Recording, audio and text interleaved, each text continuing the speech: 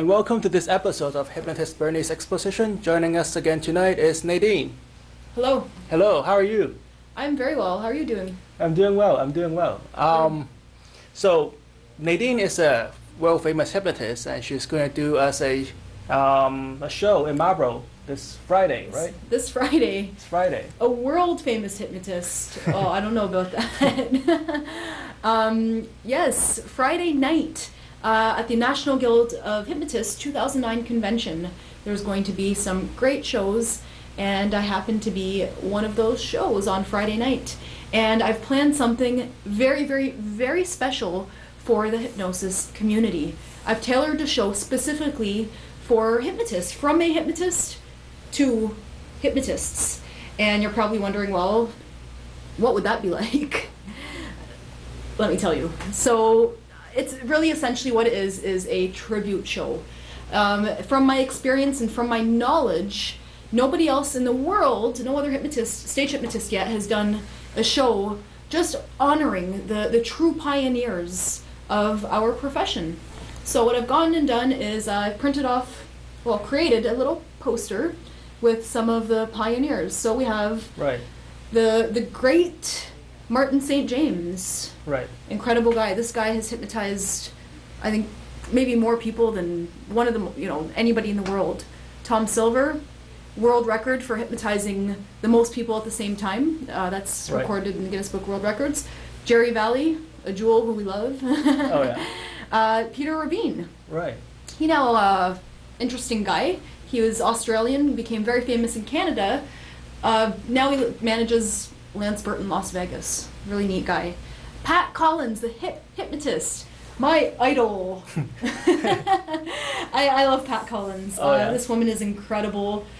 She was not only a great stage hypnotist, had a club, her own nightclub for many years, and had the longest running stage hypnosis show in Vegas. Oh yeah. So there's some Vegas history for you. Oh yeah. Known for her work with cancer patients, and last but certainly not least, the late great Ormond McGill, who's known today as the Dean of Hypnotists. What gave you that inspiration? What gave me the inspiration? Well, Ormond, I can't say enough about him. True classic guy and a humanitarian at that. Okay, what gave me the inspiration? It just came to me.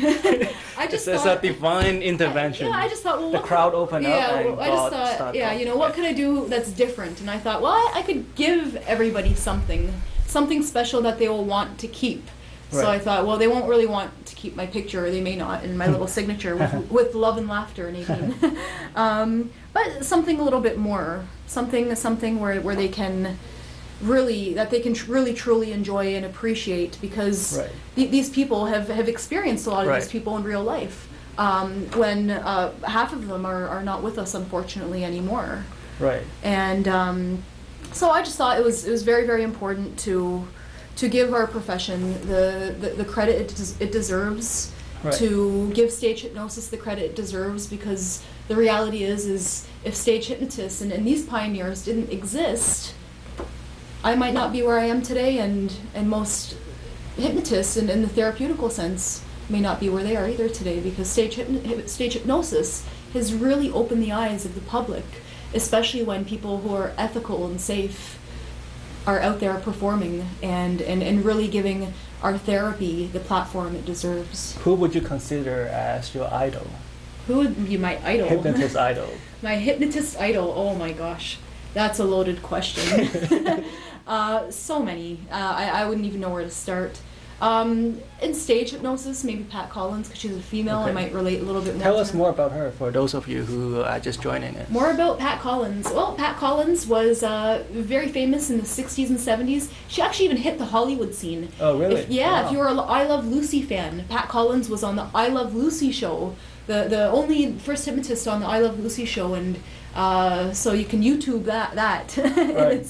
It's really, really, really entertaining and great to see real stage hypnotism on mainstream media. She was in a few other movies during that time. She was a true humanitarian as well, along with Ormond and the rest of these people. They all really were in their own right.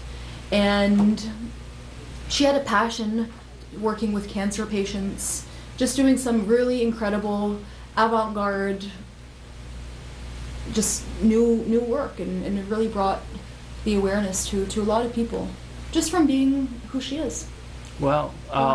So how did you get involved into stage hypnosis? How did I get involved in stage hypnosis? Well, Bernie, that question's a little familiar. Really? Almost as familiar as that It sounds like and shirt. a question that I may ask next week.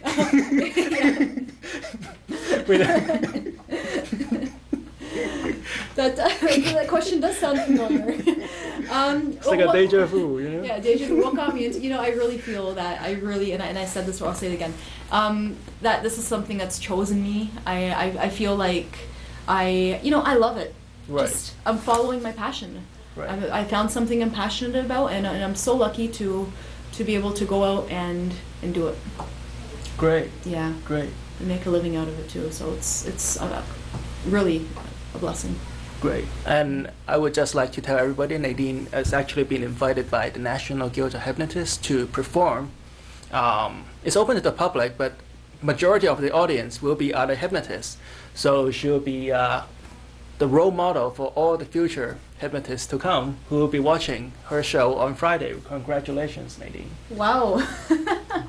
Bernard. Thank you for those kind words. The encouragement's always very good. I mean, of course, I'm totally nervous. I'm excited, but more nervous than anything. Just hoping I can pay my respects properly. And if I didn't mention anybody who feels that they should be mentioned, just know that it's even the people who I haven't mentioned. Everybody's given their contribution, and it's meant a lot to the whole community.